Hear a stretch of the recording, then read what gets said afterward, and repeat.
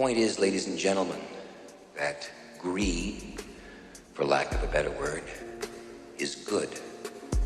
Greed is right. Greed works. I walk through these cities, the cities of the Western world, London, New York, and sometimes it resembles the most poverty-stricken cities of the East. There's been a breakdown, a betrayal of the social contract in Western life. Are you depressed, or is it just capitalism? Individualism. We live in a society, and this particular brand of society is dominated by never-ending consumerism, endless competition, and the pursuit of profit. Slaves worked all the hours they were awake for their entire lives. I think, if they can do it, so can I.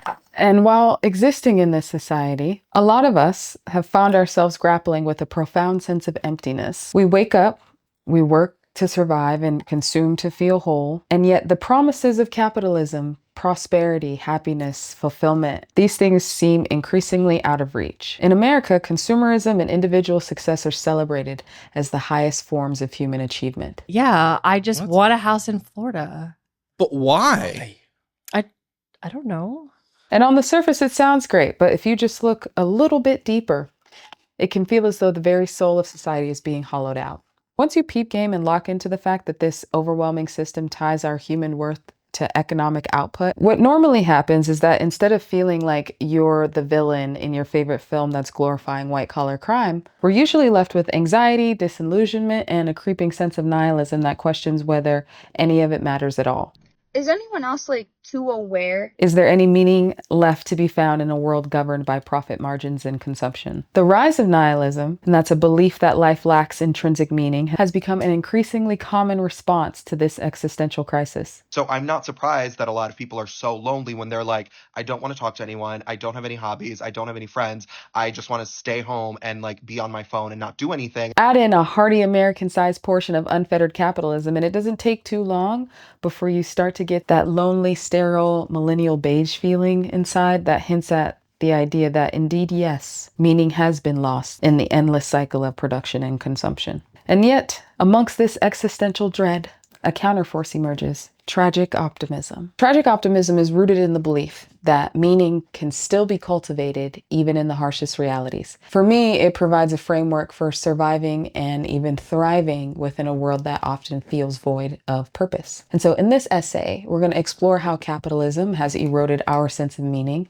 fueled a crisis of nihilism, and how tragic optimism can offer us a pathway forward. We're going to lock in and take the time to examine how through resilience, community, and critical reflection, we can begin to find meaning and a deeper sense of purpose, even in the most nihilistic of circumstances. By tracing the roots of capitalistic nihilism, unpacking the philosophy of tragic optimism, we'll figure out together how to survive and maybe even thrive in a system that seems indifferent to human well-being. So welcome, dear friends, to the Tragic Optimist Guide for Surviving Capitalistic Nihilism. As always, I would like to preface this video that I don't know shit, and I'm just sharing my thoughts with you on how I've learned to navigate this rock for the oh so brief amount of time that we are here. I first discovered tragic optimism at 9 years old while covering the Holocaust in my 4th grade social studies class taught by Mr. Bell. So Mr. Bell, if you ever see this, MVP. I won't trauma dump on you, but what I learned in that class has stuck with me and carried me through the darkness of my entire life. And so now I will share it with you, dear watcher. On a more slightly morbid, so trigger warning, but in a very tragically optimistic hopecore fashion, I recently found out from a cultural perspective that Black women have regularly had some of the lowest self-opt-out of life rates in the US, despite being some of the easiest targets that get dogpiled on. Black chicks. The Black women. The Black women are the least attractive of all the races. Black girls, some of this Black chick, it's like...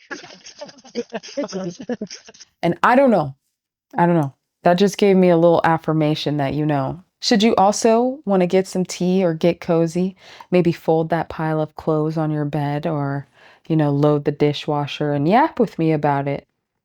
That when it comes to perseverance and navigating through the darkness, should you want to do that, maybe, just maybe, your girl might be onto something. Part 1, What is capitalistic nihilism? As we touched on a little bit earlier, capitalistic nihilism is that creeping sense of disillusionment when you realize that your life, your value, your sense of self has been reduced to transactions. It's that feeling that no matter how much you work or how many things you acquire, there's always going to be something that is deeply missing. It's a hollowness that material success cannot fill. And we see it all around us. We see it in the endless amount of ads. We see it in the grind. Stop breathing like a bunny rabbit. A bunny rabbit is a victim and it breathes in and out so quickly you can see its stomach going in and out. We see it in the obsession with hustle culture or pushing for the next paycheck. Teens should spend at least 5 of their teenage years just trying to become successful. And so before you start hating in the comments, let me say this. It literally takes $82 a day to make the average yearly income in America. You need to start 3 passive income streams and master the 46 ChatGPT tools that just launched in the last 6 minutes by midnight tonight. Generational wealth. Or you can feel it in that emptiness that comes after yet another purchase that was supposed to make everything better, but it didn't. This isn't just a feeling. It's a symptom of a system that prioritizes profit and productivity over human well-being. A lot of people have been sold the idea that fulfillment comes through what we can buy or what we can achieve, but the more that we try to fill that void, the larger it becomes. Let's take Fight Club, for example. Fight Club serves as a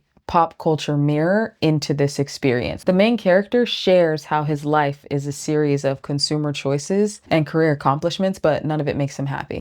Advertising has us chasing cars and clothes, working jobs we hate so we can buy shit we don't need. In his disillusionment, he becomes consumed by a desire to break free from that very system that traps him by descending into violence. This is capitalistic nihilism in its most raw form. It's the realization that the system was not designed to fulfill us, but rather to keep us endlessly chasing a carrot that's always out of reach. A very brief history. Capitalistic nihilism isn't new. So we're going back to the Industrial Revolution, and this is when people were first reduced to mere instruments of labor on a mass scale. Happened very much before then, but this is the first time on like a mass scale, driven by machinery. We're starting to see more and more documentation of the connection between people and their work beginning to fray as workers were turned into cogs in the industrial machine. And so no longer was work a source of identity or a source of pride. Instead, it became something that stripped people of their humanity. This alienation, as writers like Dostoevsky and Nietzsche pointed out, started to breed a profound sense of purposelessness,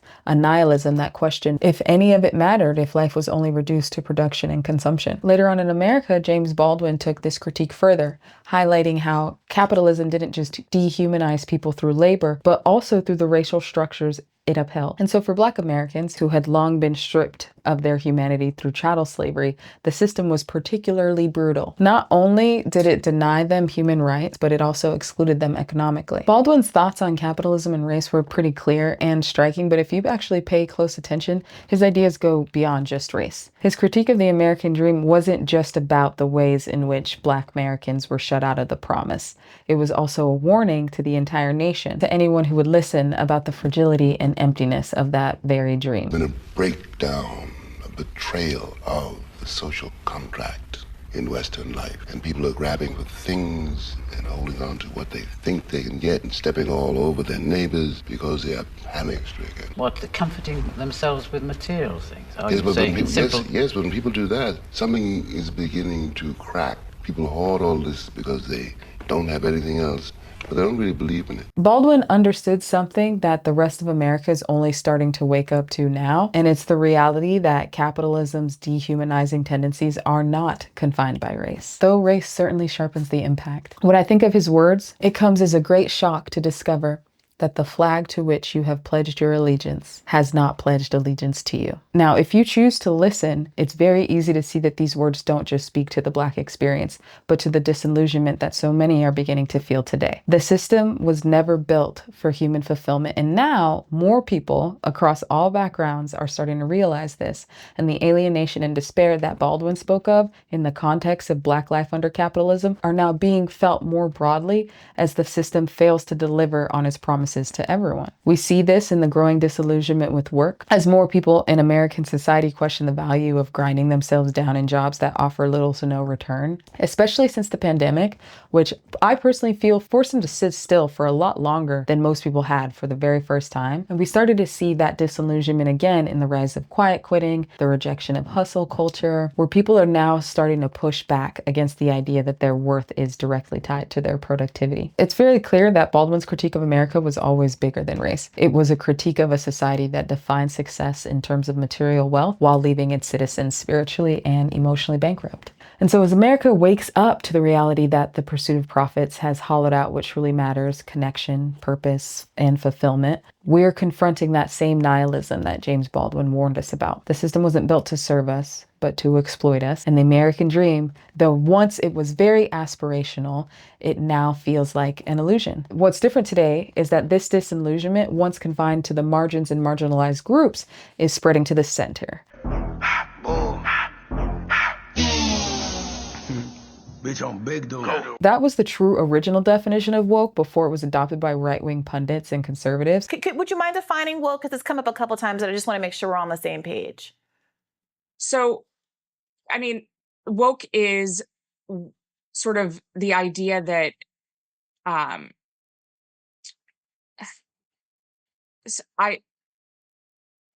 this is going to be one of those moments that goes viral. I mean, woke is something that's very hard to define, and we've spent an entire chapter defining it. It is sort of the understanding that we need to totally reimagine and redo society in order to create hierarchies of oppression.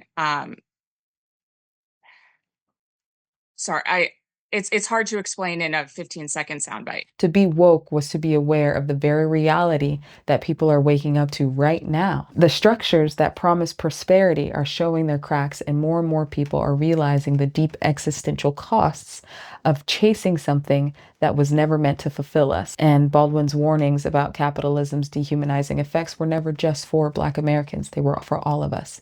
He saw the writing on the wall, as many others did.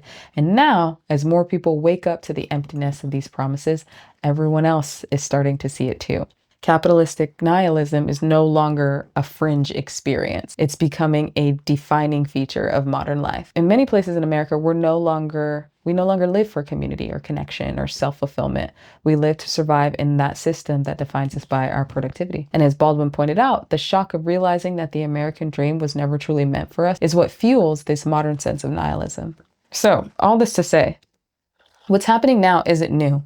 It's just a broader awakening. More people are beginning to see that the system isn't built for human fulfillment. It's built for economic gain.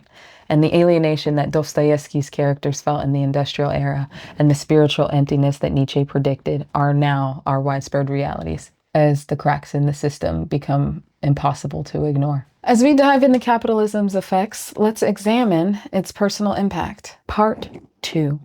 The impact of capitalism on the individual well-being. In the race for American success, I want to make it very clear, I live in America. I'm speaking in the context of America. I have little experience in other cultures, but because I live here, I'm speaking of our default particular brand of unfettered capitalism and what it encourages, which is a never-ending pursuit of profit, individual achievement, and competition. We know this. Nothing groundbreaking here. Mental health and capitalism. Capitalism thrives on the idea that anyone can make it if they work hard enough. Yet this narrative, while inspiring on the surface, hides the mental strain it places on individuals. We're told that our worth is tied to our productivity, that to rest is to fall behind, and that our value comes from how much we can accumulate. The constant need to succeed, to keep climbing the ladder, often leads to stress and anxiety. When your self-worth is tied to your job performance and your ability to amass wealth, or if you deserve to go to the doctor or not, every setback feels like a personal failure. This is why burnout has become so common, especially in our country where work-life balance is seen as a luxury rather than a right. If you really want to get mad, watch the movie Where to Invade Next. I'm just going to leave it there. Full stop. The gig economy, which is often pushed as a flexible work alternative, often just makes the problem worse because it creates an environment where workers are expected to always be on, but without the security or stable income or any of the benefits.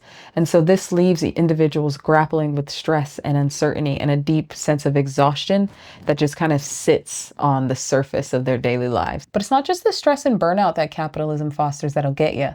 It's the growing epidemic of loneliness and isolation. The drive for individual success, often at the expense of community, is what leads to an erosion of social bonds. So in a society that prioritizes self-reliance and individualism, asking for help is seen as a weakness. And we have become a nation of isolated individuals, working harder, increasing productivity, but being paid less and connecting less. And so the more disconnected we become, the harder it is to form the kinds of meaningful relationships that foster mental well-being. And this isolation is exacerbated by the rise of social media, where we're constantly comparing ourselves to curated versions of other people's lives, where instead of fostering genuine connection, we're left feeling like we're always falling short, which further erodes our mental health. The rise of individualism and its consequences. One of the most misunderstood aspects of American culture is the notion of rugged individualism. Rugged individualism is the idea that success is achieved by the individual without the need for community or government support. And while the idea of this idea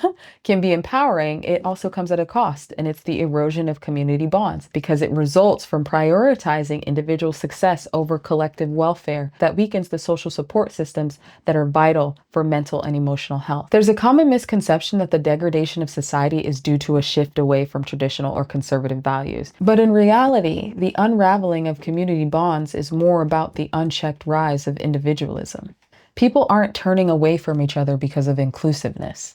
They're turning away from each other because they've been conditioned to believe that self-reliance is the only way.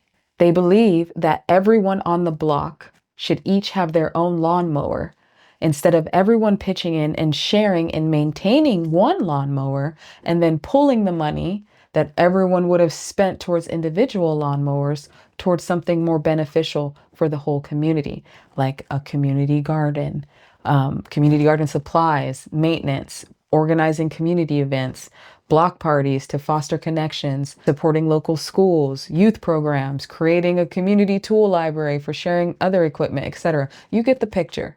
We are more concerned with having a better lawn than our neighbors to do anything like that. This version of American individualism has created a culture where we are isolated even when we are surrounded by others, where connection is secondary to competition. This is perfectly evidenced by this clip. Hindu garb at our neighborhood swimming pool that my daughter is asking, I'm trying to explain. She's like, and I don't even know what country I'm in my own neighborhood. I don't know where I am. It's, the number of, when we go on a family walk, the number of Pakistani, Hindu, all these different, not just ethnicities, but religions with visible religious outfits on. Because at the end of the day, again, it's not about whiteness, but at the end of the day, if things get rough, I don't know if my Hindu neighbor is going to fight to save the lives of my children. It never occurred to him, even as a pastor, to just talk to his neighbors or just get to know his neighbors. When a community is sacrificed in favor of self-sufficiency, people are left to bear the weight of their struggles alone. And as the gaps between the wealthy and the working class widens, productivity increasing while wages remain stagnant, those at the bottom are increasingly told that their failure is their own fault, further deepening feelings of inadequacy and alienation. Lack of empathy and ethical considerations. As capitalism promotes self-interest, empathy begins to diminish. We start seeing each other not as fellow human beings, but as competitors, or worse, obstacles to our own success. And so this erosion of empathy can make it easier to rationalize behaviors that would have once been seen as unethical, whether it's cutting corners at work or it's exploiting others for your personal gain. The drive for profits often leads to ethical compromises, both in our personal and business. Question for you, dear watcher. What happens when a society starts to prize business, STEM, and finance degrees while at the same time denigrating degrees based on humanities or ethics? What happens when we glorify the ability to make money over the ability to think critically about what's right and wrong? We end up with a culture where success is defined not by moral integrity, but by profit margins. In a country where the economy is separated from social influences, the values that hold us together begin to break. The glorification of exploitative success. In case y'all didn't know, white-collar crime is my Roman Empire. It's no secret that our media glorifies the kind of success that often comes at the expense of others. Movies like Wolf of Wall Street celebrate the exploits of white-collar criminals, turning them into cultural icons.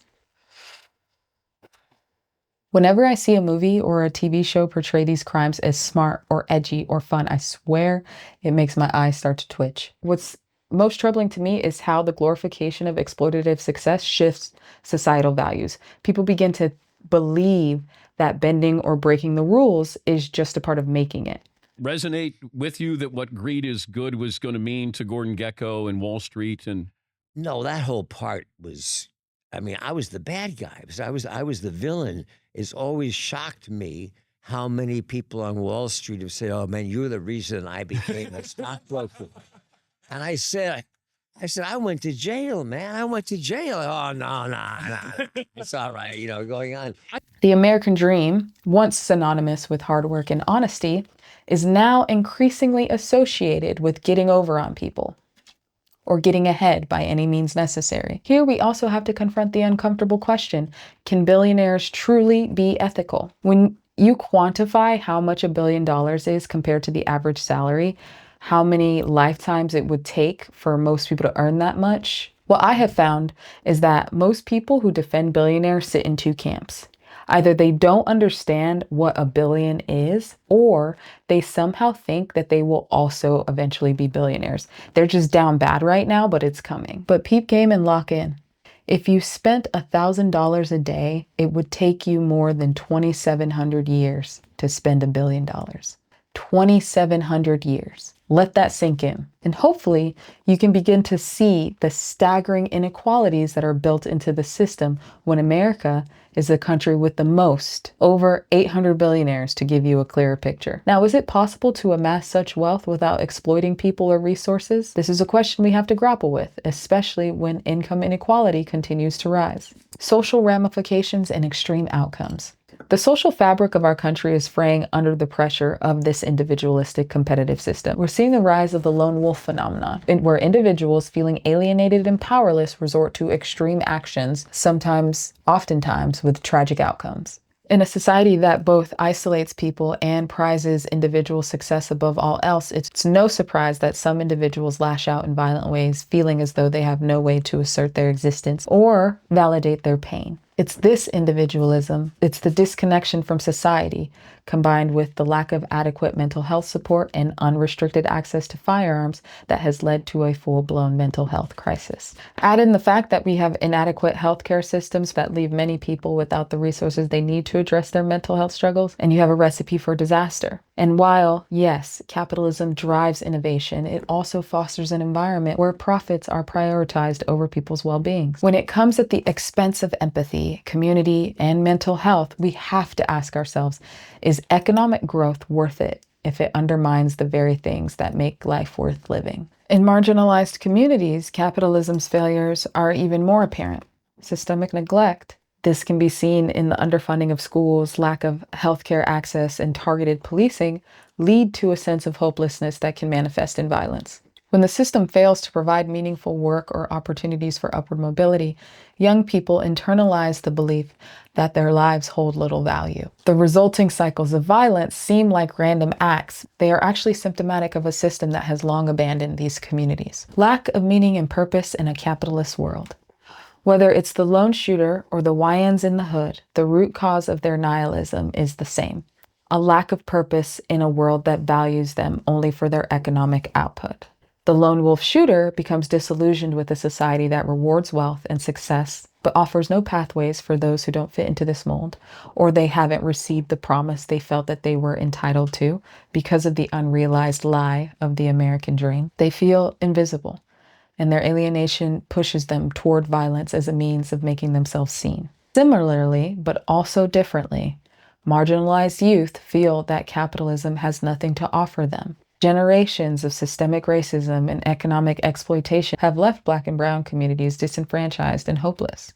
In a world that equates worth with economic success but denies people the tools to achieve it, violence becomes a coping mechanism for the void left by the unattainable American dream. There's a creator I really like, Deontay Kyle. He has a fantastic interview where he's just outside talking and some kids walk past the filming, walk past the set.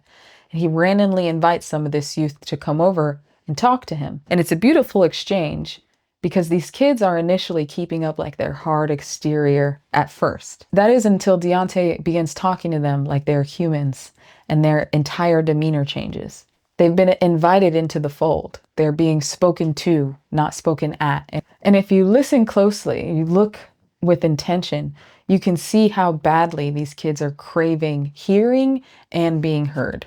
It's the same system that fails them, just as it fails the lone wolves, leaving them with a sense that their lives have little value outside of economic success, which is often just outside of reach. James Baldwin famously said, "The most dangerous creation of any society is the man who has nothing to lose." This observation captures the essence of capitalistic nihilism, whether it's the mass shooter or the young person turning to gangs. The common denominator is a profound sense of having nothing left to lose, a byproduct of a system that strips away their humanity. The role of media and technology. Modern media and technology play a significant role in both perpetuating and exacerbating these feelings of nihilism. This is cultural. Do not get confused about this.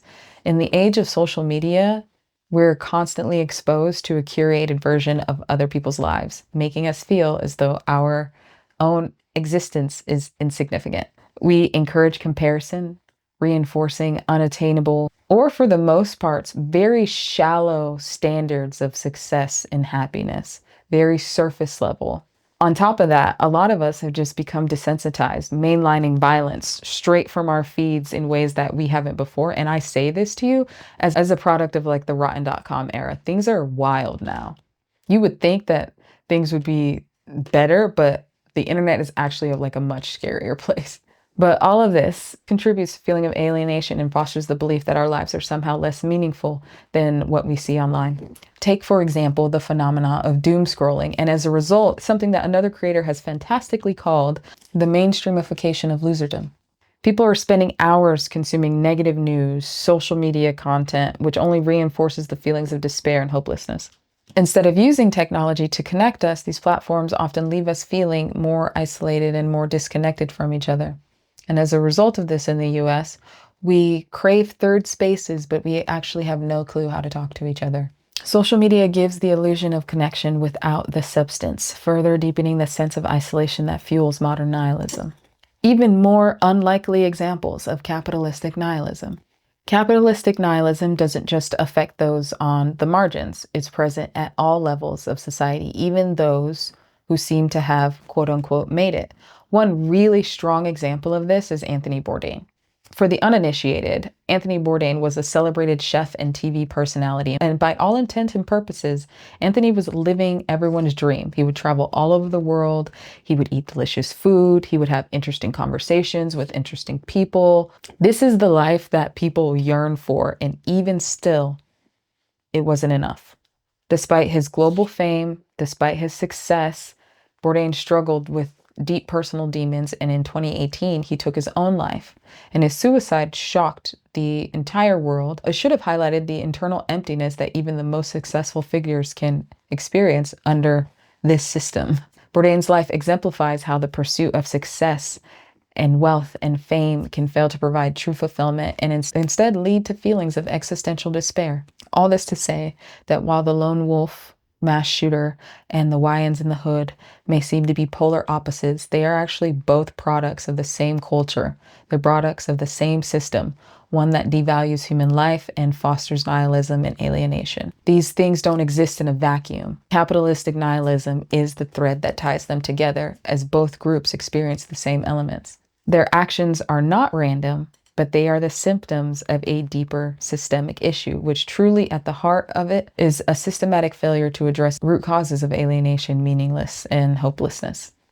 These individuals are often left behind by a society that values productivity, greed, and success over human connection. And their actions, however horrific, are a manifestation of that neglect. And so I'm going to clarify something here. Please don't misunderstand me. This is not an excuse or justification for violent behavior. But again, none of this exists or happens in a vacuum. And when people find themselves scratching their head wondering how something so tragic like gang violence or mass shootings could be happening in America, focusing on the individualist aspects of it, why would someone do this? Though doing so helps us place tragedy in a nice, neat, little, simple package that we can rationalize and we can push it to the side, and the very moment we swipe away from the news article about it, it also creates blind spots for wider pattern recognition. And of course, capitalistic nihilism isn't confined to the lower classes or extreme cases of violence. Recognizing patterns allows you to see that it seeps into every corner of society, affecting even the highly successful, the wealthy, and the famous. If you care to look, you can see it in corporate employees burned out by endless work cycles. You can see it in celebrities whose fame cannot shield them from despair. It's everywhere. It's a system that affects us all, even when we don't think that it does.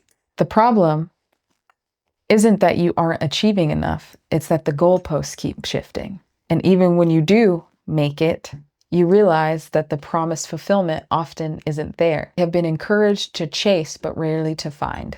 And as more people wake up to this realization, they're beginning to see that the problem isn't with the individuals, it's with the system itself. Now more than ever, more of us are starting to question the price that we're paying for that. Okay, all right, that was a lot, right? After all of that, you're probably thinking, well, the most natural next line of thinking to conclude should be, probably is, Dasia, what is the point?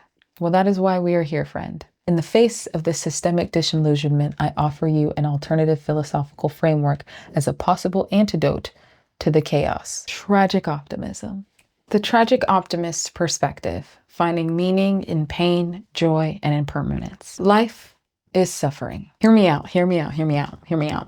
Life is suffering, but life isn't only suffering. In the chaos of life, where suffering is inevitable and the world often feels indifferent to our struggles, tragic optimism offers a powerful way to face the darkness without losing hope. This philosophy, rooted in the works of thinkers like Viktor Frankl, teaches us that meaning can be found in even the most difficult circumstances. Yet, to fully grasp tragic optimism, we must also look back to James Baldwin, who understood the deep relationship between pain and transformation. Baldwin believed that our suffering, far from being something to avoid, was something to be used, something that could be used to illuminate truths, to fuel growth, and to ultimately find liberation. It was Baldwin who told us, you are compelled, you are corralled, you are bullwhipped into dealing with whatever it is that hurt you. And what is crucial here is that if it hurt you, that's not what's important.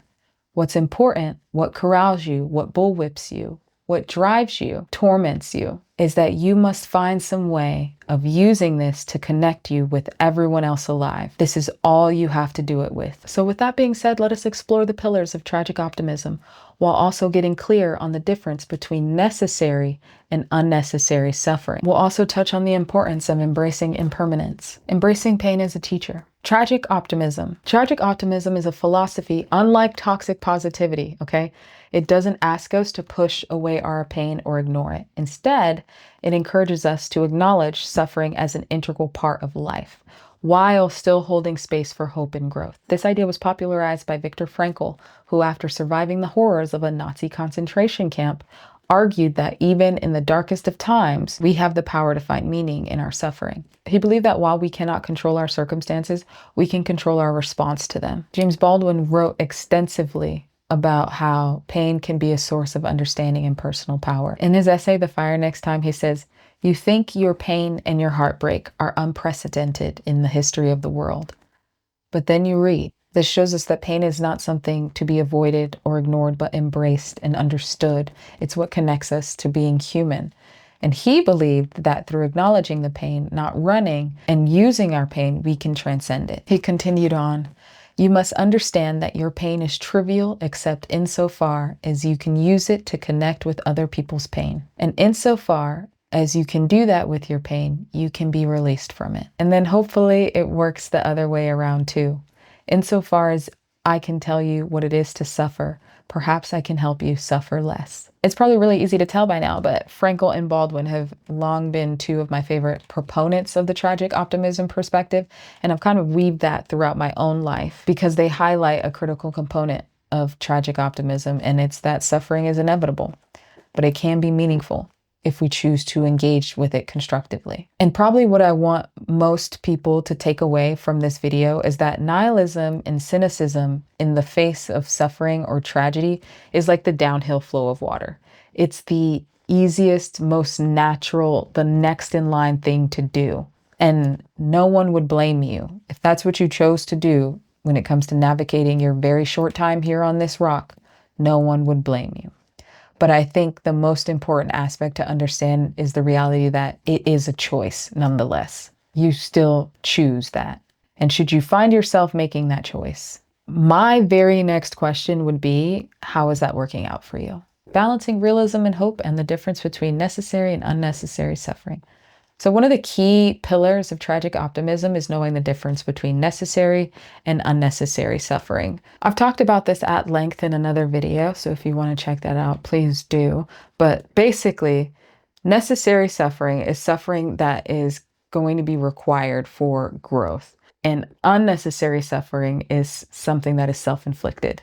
In Baldwin's work, he often speaks of the necessity of facing uncomfortable truths, particularly about race, identity, power, status, health, as a means to personal and societal transformation. There are things in our lives that are inescapable, meaning as a human being on this planet, you will deal with them. No one gets out of this. There is no cheat code or anything like that. You will go through it. So these are things like grieving, the loss of a loved one, taking care of an aging parent, the emotional pain of ending a relationship, personal failure, sickness, death. These are components of necessary suffering. He argued that the only way to heal from the wounds was to confront them head on, no matter how painful the process might be. This is necessary suffering, the kind of suffering that leads to growth and liberation. However, on the other hand, unnecessary suffering occurs when we resist reality or we refuse to accept life's inherent uncertainties. Missing out on a fun time to study for your bar exam is necessary suffering. Giving yourself an anxiety attack leading up to the bar exam because you chose not to study for said exam would be unnecessary suffering. A cheat code to figure, is this necessary or unnecessary suffering? Is it if you're suffering and you were to stop doing something like going back to an abusive ex or, eating after 11 p.m. and the suffering that you're experiencing eventually stops, you're probably inviting unnecessary suffering into your life. Tragic optimism teaches us that while suffering is inevitable, not all suffering is productive. And the only way to navigate life is knowing the difference so that when you are inevitably confronted with necessary suffering, you can face it forthrightly instead of being distracted or having additional stress piled on by unnecessary suffering too. I went to a 10-day silent retreat, and you'd be surprised at what you can hear in the silence. But something that I learned that has shifted my perspective a lot is how we as humans tend to exist in two states, craving or aversion. We're either craving an outcome or craving something we don't have, or we're avoiding something. We're avoiding doing something, which places us too far outside of ourselves. By craving something, we're probably living in the past, craving a time that we cannot have, or craving something in the future, or we're avoiding existing in the present, something that we need to address or do. And keeping us in when we're bouncing in between these two states, we are in our own personal hell. For example, the pain of trying to maintain an illusion, whether it's the illusion of control, the illusion of something lasting forever, or the illusion of a life free from any hardship whatsoever, it just leads to more suffering. And Baldwin understood this deeply, noting that much of the pain in the world comes from denying the truths that are too painful to face. Otherwise, of course, you can despair. Walk down the street of any city, any afternoon, and look around you. What you got to remember is what you're looking at is also you. Everyone you're looking at is also you. You could be that person. You could be that monster. You could be that cop. And you're to decide in yourself not to be. Running from reality doesn't shield us from suffering, it just prolongs it. In contrast, facing suffering directly allows us to discern what is within our control and what isn't. What suffering is necessary for growth and what suffering we can let go of. That while we cannot escape hardship, we can escape the suffering that comes from our refusal to accept reality. The path of tragic optimism asks us to engage with necessary suffering, to allow it to shape and refine us, and to let go of unnecessary pain that we create by clinging to illusions of permanence or control, or delusions of grandeur, or how we feel things should be. Impermanence and the importance of not running. Another key aspect of tragic optimism is the understanding of impermanence, the idea that nothing lasts forever. For Baldwin and Frankl alike, the knowledge of life's impermanence was not something to fear, but something to embrace. It's through this lens that we can better navigate both suffering and happiness, knowing that neither of them will last forever. Running from this reality keeps us trapped in that space of craving and aversion. Facing it allows us to grow and move forward. This understanding of impermanence frees us from the fear of loss by allowing us to experience life fully without clinging to any moment. Suffering, like joy, is impermanent. Nothing lasts forever. And let's cover a couple ways that will make it so we don't have to cling. Strategies for tragic optimism. Personal coping mechanisms. Life often presents us with overwhelming challenges, which should push us to question what matters and whether it's worth trying at all. Tragic optimism offers a different way to engage with these struggles, providing us with personal strategies to navigate the chaos. One of the most effective personal strategies for cultivating this, and it's going to sound super cliche, but hear me out, is mindfulness. Mindfulness is the practice of staying present and embracing the moment as it is, not as we want it to be, but as it is, accepting that reality as it is. And by focusing on what's happening here and now, in the here and now, we can avoid getting lost in the future's uncertainties or the regrets of the past. Craving, aversion, craving, aversion. In 2022, I took a solo trip to Europe and my luggage was stolen, partially through my trip, and it should have ended in disaster, but it didn't. I chose to make it as much of an adventure as I could, and I turned the trip around. But by the last day, I had a mission, and my mission was I was going to roller skate to one of my favorite songs in, the song is called Vondel Park by John Craigie.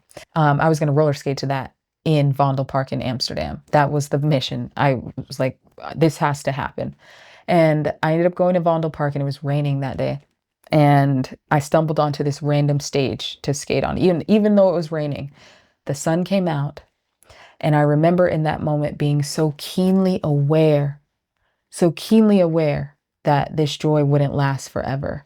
I remember trying to hold so tightly to every detail I could. I remember looking around and being like, I'm skating, I'm moving my body. The sun has just come out. I feel the sun on my skin. And this little Dutch mom comes up to me and she asks me a question and I can't hear her, and I take my headphone off and she says, "Can my son dance with you?" And I was like, "Of course." And she puts her little child up on the stage with me, and I'm skating and this little baby is twirling around, and this beautiful song is in my ears. And I remember thinking, like, I was at the top of the world. I felt at the top of the world. And I remember thinking, this won't last forever.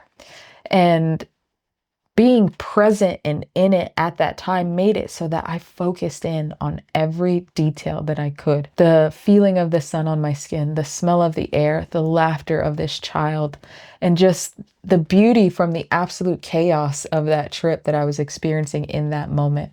I knew in that moment that this experience that I was experiencing was going to be something I would look back fondly on, that would warm me in the darkness, because darkness is inevitable. And to have that consciousness or that awareness in the moment made it so that I gave that moment everything that it deserved. I was there. I was fully in it. I didn't want to look back at that memory and be like, I wish I had, no. I was fully free in that moment. I'm very grateful to have had that awareness and to have given that moment what it deserved, because the darkness came. And I'm grateful that I gave that moment everything that it needed so that I could pull from that moment as proof that life wasn't all misery business. I needed that. I needed to put that into the bank of how beautiful life could be to get me through that darkness, because when it came, it leveled me.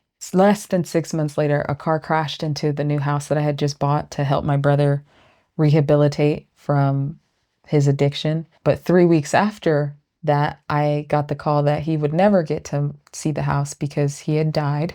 And then 3 weeks after that, I was laid off from my job. So I went from the top of the world to being in the absolute gutter in less than 6 months. And I cannot stress how grateful I was to have been mindful in that moment on that stage, to be so aware of the joy that I was experiencing and its impermanence, and giving it the respect that it deserved, because I knew that it would not last forever. That same mindfulness that warmed my soul in the Amsterdam sun helped me be fully present in my grief of my brother. And it helped me to not run or try to escape the pain when so many trauma things were happening at once, because I knew that also, like that joy, that pain wouldn't last forever. All this to say, mindfulness is just the beginning. Resilience is another key in the Tragic Optimist toolkit. Resilience means facing the harsh realities of life, accepting that suffering is a part of the human experience. You cannot have joy. You cannot have roller skating in the sunshine in Amsterdam without the pain of saying goodbye to your brother for the last time. You don't get to cheat. You don't get to avoid it. And learning from these realities, you can do that instead of being crushed by them. In Rick and Morty, Rick Sanchez exemplifies someone who lacks resilience. Despite his intelligence, Rick's awareness that nothing matters leaves him in a state of deep depression and self-loathing. When you know nothing matters, the universe is yours, and I've never met a universe that was into it. He stops trying because he believes it's all pointless. But compare this to Jerry Smith, his son-in-law, who consistently tries to be a better father and a better husband, despite constantly being belittled by others. Jerry's efforts, though often ridiculed, bring him contentment. He represents a kind of tragic optimism. He knows that he's not perfect, but he tries to find meaning in small ways. Acceptance is another essential strategy. Embracing life's impermanence, not as a form of giving up, but as a way to find meaning in the temporary. Rick's despair stems from his inability to move past the meaninglessness he sees in life. Jerry, however, embraces his ordinary life and finds joy in the small victories, like ridding his driveway of weeds. This contrast shows the power of acceptance. Jerry's contentment comes from engaging with the present, while Rick's refusal to accept life's impermanence leaves him isolated and paralyzed by nihilism. Community and solidarity. While individual or personal coping mechanisms are important, community and solidarity provide a crucial foundation for tragic optimism. Humans are social creatures, and when we connect with others, especially in the face of hardship, we realize that we are not alone. The beauty of tragic optimism is that it doesn't require us to go through life's struggles in isolation. Rather, it encourages us to seek out collective strength. We saw this widespread during the pandemic. Neighbors helping neighbors, mutual aid networks. So it is something that is possible. In the movie Everything Everywhere All at Once, Evelyn Wang's journey only gains meaning when she reconnects with her family. Despite the infinite versions of herself she encounters, it's her relationships that anchor her and give her life purpose. Her bond with her daughter Joy becomes a source of strength and healing, demonstrating that even in the vastness of existence, it's the people we love who give our lives meaning. Here's a slight caveat. Please don't misunderstand me. I know that a lot of us do not have healthy families. I am not saying go and reconcile with your family. That's not what I'm saying at all. But what I am saying is that you can create your own family, and that the family that you choose still counts as meaningful relationships and interactions. It's still a conscious choice. So please don't take what I'm saying as a means of like, hey, you need to go reconcile with your toxic family that doesn't respect your boundaries or are just like abusive to you. That's not what I'm saying, in case it needs to be said. Okay, back at it. Ultimately, community and solidarity are important because they ground us in the present. They ground us in the here. They ground us in the now, where our actions and relationships hold significance. Rick Sanchez's nihilism isolates him from meaningful connections, leading him to destructive behavior. He isolates himself from others, believing that his intelligence translates loosely to his superiority, and his understanding of all of the universes makes relationships pointless. He lives by the idea that nothing matters, so why bother trying? It sounds sexy, but this attitude leaves him empty and depressed and unable to find joy or meaning in anything. Jerry, though mocked for his simplicity, thrives on his connections with his family. In the context of tragic optimism, community and solidarity remind us that life's challenges are less overwhelming when we face them together. Love has never been a popular movement, and no one's ever wanted really to be free. The world is held together, really it is held together, by the love and the passion of very few people. Yes, it's less rugged individualist, but even when everything feels meaningless, the support we find in others can help us persevere and can create purpose. It's these connections that sustain us in the face of adversity, not our rugged individualism. Philosophical and psychological foundations. Tragic optimism finds its philosophical roots in existentialism, which is a school of thought that grapples with life's inherent absurdity while still seeking meaning within it. Thinkers like Albert Camus and Jean-Paul Sartre argued that life is inherently meaningless, but that doesn't mean that we should give up. Instead, it's up to us to create meaning through our actions and through our relationships. In Camus's The Myth of Sisyphus, you guys know who Sisyphus is. He's the protagonist who's condemned to push a boulder up a hill for all of eternity. But Camus imagines Sisyphus happy. He imagines him finding joy and purpose in the struggle itself. This parallels alongside Evelyn's experience in Everything Everywhere All at Once. Her journey through multiple realities represents the existential idea that life is inherently chaotic and without a predetermined meaning. And in the end, Evelyn chooses to embrace the chaos, finding meaning in her relationships and the small, precious moments that make life worth living. The act of trying, of engaging with life, even when it feels pointless, is in and of itself a form of rebellion against nihilism. It's one of the most revolutionary things you can do. Life may be absurd, but that doesn't mean we stop trying. Psychological resilience. Psychological resilience is another factor of tragic optimism. In this context, resilience is about understanding that suffering is inevitable, but we have the ability to transform it into growth. When you're experiencing something, asking yourself instead of, why is this happening to me? Try, what am I supposed to be learning from this? That pushes you into post-traumatic growth, which is the idea that individuals can experience positive changes after difficult times. Back to Everything Everywhere All at Once, Evelyn's brain begins to crack as she is shown different versions of herself in other universes, and she starts to succumb to the chaos. Her ability to finally cope with the multiverse's chaos comes from her willingness to not sit in craving or aversion, but to embrace the absurdity. Instead of yearning for what she sees as the more successful versions of herself, or the version of herself that was never married, she stops resisting, and she leans into the love that she has for her family. Her husband, Waymond, is the unsuspecting hero of the story, as he's already mastered what it took Evelyn the whole entire movie going through hell and back to find out. His resilience is not about avoiding pain, but about confronting and accepting it and finding meaning within both the suffering and the mundane. Rick lacks resilience. He's undoubtedly the smartest man in the universe, but his nihilistic beliefs leave him emotionally detached and unable to cope with life's hardships in a healthy way.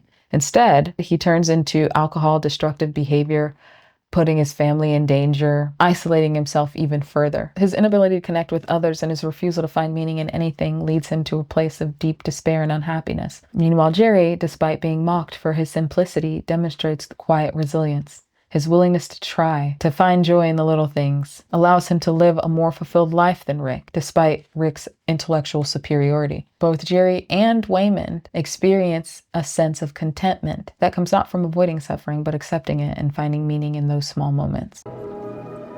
尽管离家让我心碎，我想告诉你，如果有来生，我还是会选择和你一起报税，开心一点。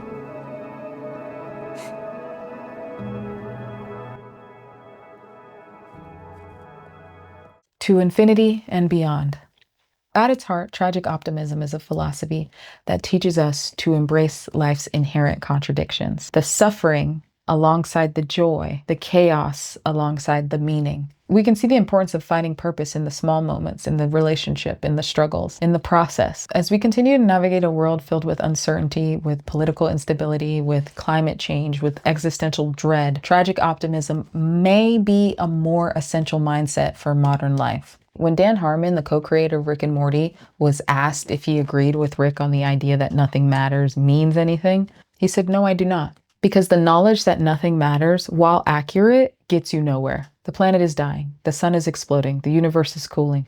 Nothing's going to matter. The further back you pull away, the more that truth will endure. But when you zoom in on Earth, when you zoom in to a family, when you zoom in to a human brain and a childhood and an experience, you see all these things that matter. We're at a time and place where nihilism, hedonism, apathy often feel like the easy, most likely answers. And tragic optimism is a philosophy that teaches us that trying still matters, that you're allowed to accept the bad while also still believing the good, that every moment that we share with others is an opportunity, and that rather than hungrily searching for grand sweeping gestures, maybe, just maybe, meaning is found in the small moments, in the love that we give and receive in our relationships, in our communities. What if you treated everyone as if it was the last time that you were going to see them and it was found there? What if it's found in the person who waits to hold the door open for you? What if it's found in replaying the song that makes you think, wow, this sounds like heaven, at least one more time before you get out of the car? What if it's the biblical experience that is everyone singing at the top of their lungs in unison at a concert?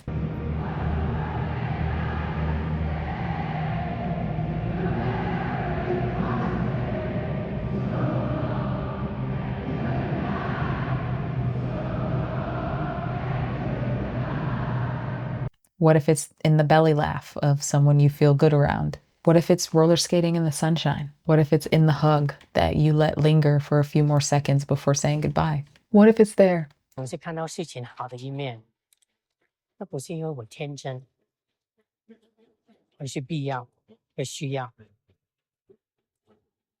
这也就是我的生存之道。Yeah, well, what are you gonna do? Life's a bitch and then you die, right? Sometimes. Sometimes life's a bitch and then you keep living. Yeah.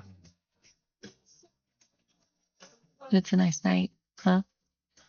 Yeah.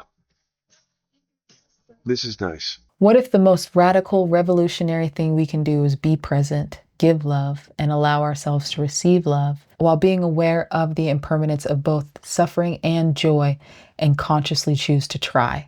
We're going to continue to face the complexities of the future, but I think that this mindset may offer us the resilience and hope that we need to move forward forthrightly into it.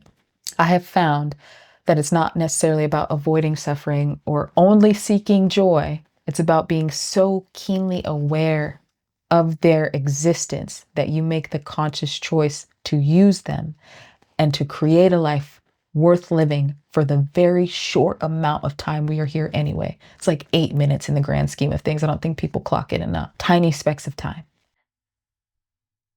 Here, all we get are a few specks of time where any of this actually makes any sense.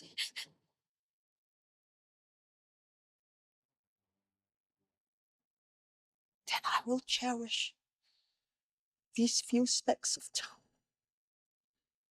So if this video resonated with you in any way, then maybe tragic optimism has something to offer to you too. Maybe you've already figured out that it's not about having all the answers or denying the harsh realities of life. It's about staying present in the moment, right here, right now, embracing both the highs and the lows and finding meaning and hope in the small everyday things, in the grocery store trip. Maybe it's about that.